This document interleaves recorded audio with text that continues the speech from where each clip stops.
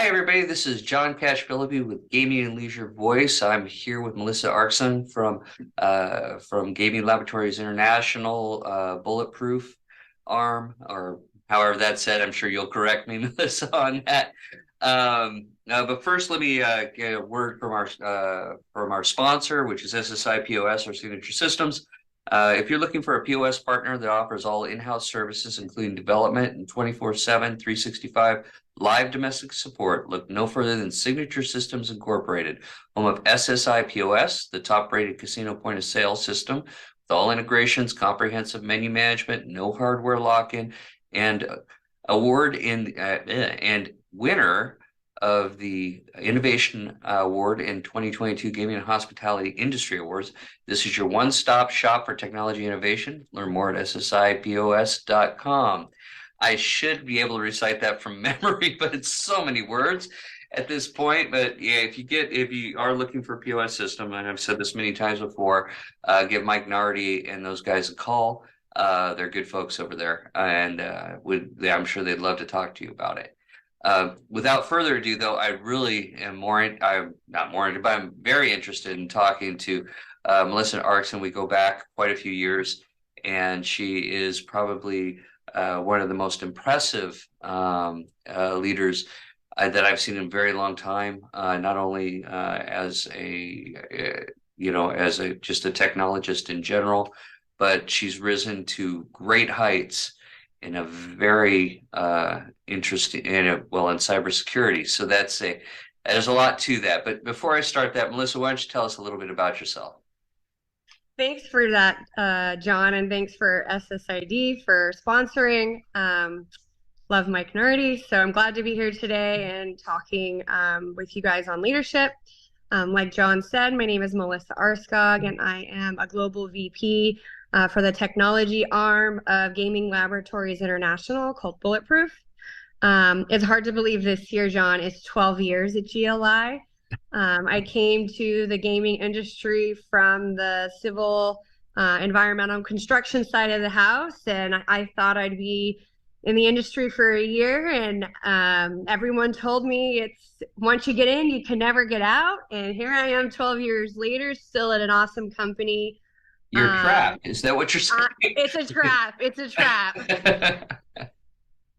But I'm happy to be here today, John. Thanks for inviting me. Oh, we're lucky to have you. You're such a wealth of knowledge for us, and for everyone.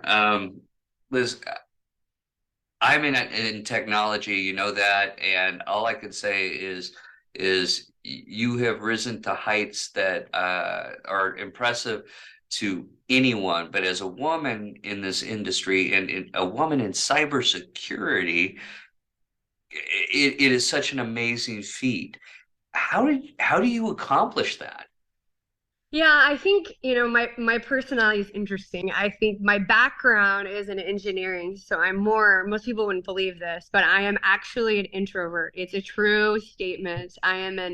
I guess an extroverted introvert, if there's even such a thing. I think my background has helped me a lot in the gaming industry, being analytical and having an engineering brain, but also carrying a sales personality. And I think for me, the thing that even before being a leader or having direct reports, I would always have considered myself a leader. I think a leader is not just by title. Um, I know a lot of great leaders that don't manage people. And so, um, I've always kind of subscribed to the thought that leadership doesn't happen because you have a title. It happens because you choose to actively seek opportunities and assist others with their goals. And those others could be people within your organization. They could be clients. I belong to a number of gaming groups like Global Gaming Women. I've been a 40 under 40er. I'm now on the 40 under 40 board. So I'm very much invested in helping and leading people inside my organization and outside. That's awesome. That's all we need. Thank you very much. No, just kidding.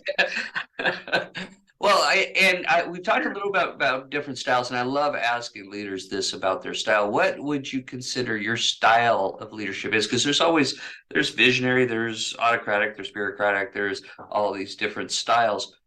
What style do you really drives you? Yeah, I think, I've been managing people, I think, for almost 20 years. And I think the one thing that, I am kind of a type A person, but I'm very empathetic. I'm a very empathetic person, despite what some may think.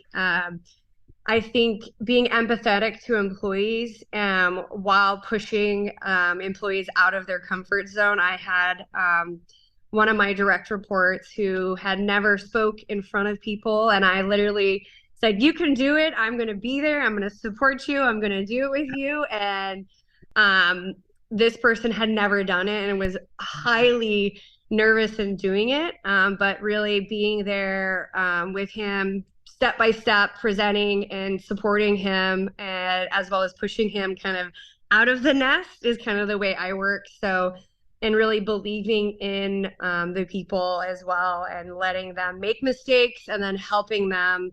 I truly believe people grow by making mistakes and learning from them if they're so just working with employees and giving fair and constructive criticism. I shouldn't say criticism, feedback is the right word, on them and their role. No, that's great. So visionary slash servant leadership style. And that's from what I'm hearing, at least. And that's what I've also seen over the years is you're just amazingly good at that, getting people excited about that. Matter of fact, I was working on an article, and it was funny because I was referencing the A League of Their Own, where you sit there going, he's like, next year really like you to work on, and it's how sometimes you're watching people grow and you just got to hold back is Yep. you let them make their mistakes, so that's great. um the the It's amazing to me how far people get in this industry, and how they do it. How do you maintain your energy when you're, I mean, you're the most energetic person I've ever met. I mean, you were bouncy and just all over the place and driven. And I would, how do you maintain that? That's a great question. So yesterday I was in Vegas yesterday at the UNLV Risk Conference. I did a presentation there. Got home late last night, and I'm here back in Austin today, downtown Austin at a cybersecurity summit. And so I slept in my house, I had breakfast. I think it's passion, right? I have a passion for what I do. I love what I do. I think a lot of people I've seen in this industry, they follow the title, they follow the money, and then they get in a position and they're kind of handcuffed to the position because they're making a salary or they have a title. And I think I always, I share with the young women that I mentor, I'm like, don't follow something, don't become a doctor because you think it's a highly paid field, or don't become, whatever the highly paid positions are now. Find something that you love and find something that you like, and you'll have bounds of energy doing it. If I would have told you 10 years ago I'd be living in Austin working in gaming and talking about cybersecurity every day, I would have never believed you. And because as you mentioned, there's not a lot of women in the field. But I think it's just a passion, John, and self-care. I always talk a lot about self-care. Um, you know, I've I have been traveling for almost 7 weeks now for work. I had I think a 4 day break, and to keep that pace, you really gotta love what you do and be mindful. I use the word mindful of your health, and I can't help everyone, and I can't travel like I do if my health isn't in order. And so I take time to rest and recoup. I eat well and get my steps in at the airport when I can, waiting for my flight. And um, So yeah, that's passion, I guess, is my reply. Well, I love that you say eat well because I can't, I have the hardest time on the road when I'm on the road eating anything that isn't garbage. And it's so hard because you go out with your friends and people, or you're just out and, you can have a nice steak and mashed potatoes, or you can have a salad. It's like, I'm having a steak.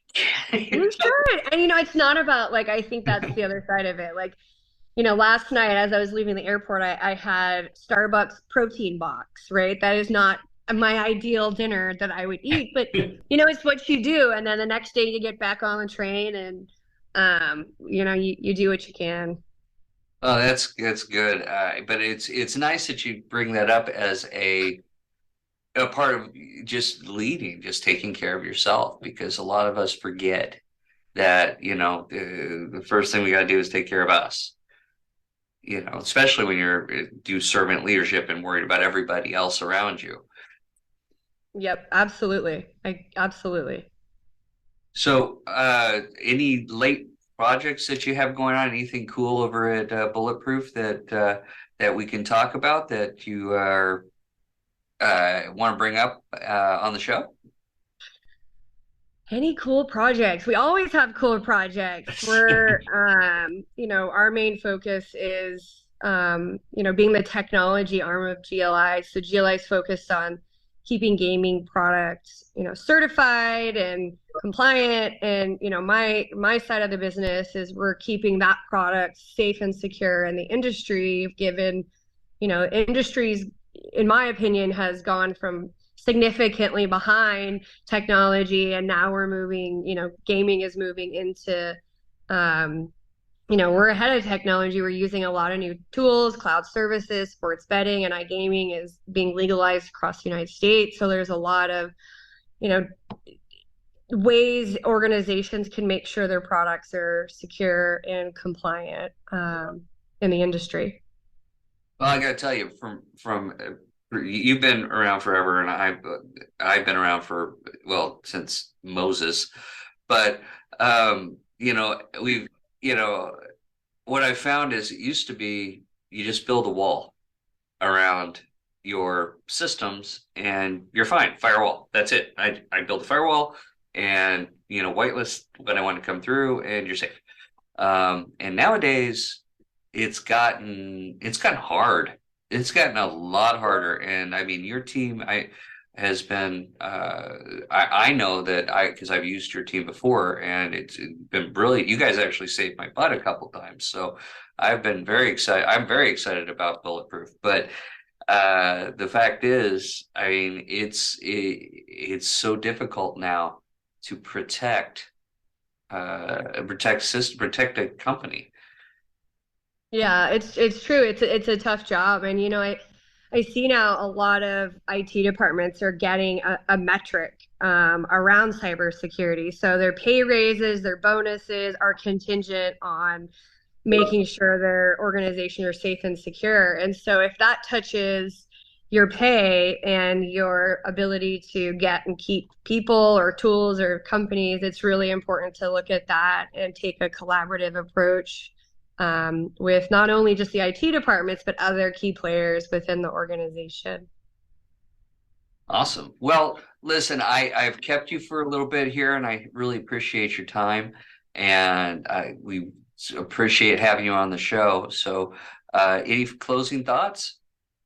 No, I think, in talking about leadership, just kind of closing the loop on that, since you brought up, baseball and all, I think similar to sports, it's, leadership is really a continuous journey.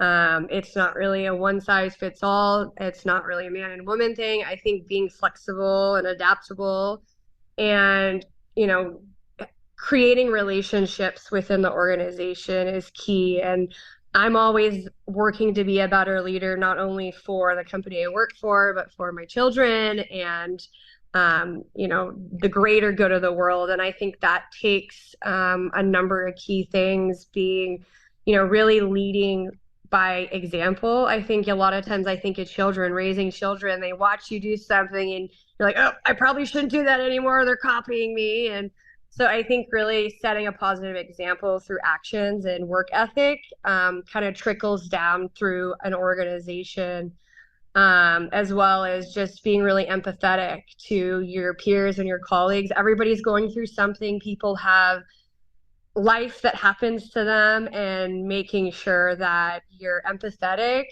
while you're also driving the business for the company is really key. And then being able to delegate and empower your people. A lot of times, I think, delegating tasks to people helps them learn, and really you're building a legacy behind you as well. So if something were to happen, you have people that could step in your place. And I think that takes, a lot of patience and mentorship to really support and develop your team members and coach them. That's fantastic, and what a great ending to the show. Thank you, Melissa, for being on with Gaming and Leisure Voice. This is John Cash Philippi signing off, and I hope you all enjoyed it and learned something as much as well. I always learn something every time I talk to Melissa. Thanks, John. I appreciate you inviting me. I hope everyone has a safe and good weekend. Happy Memorial Day. Oh, that's right. It is Memorial Day. It won't be when we air it, but I hope everybody had a safe Memorial Yeah, Day. there you go. Great. Whoops. Oh, no, that's great. Uh, Talk to you all later.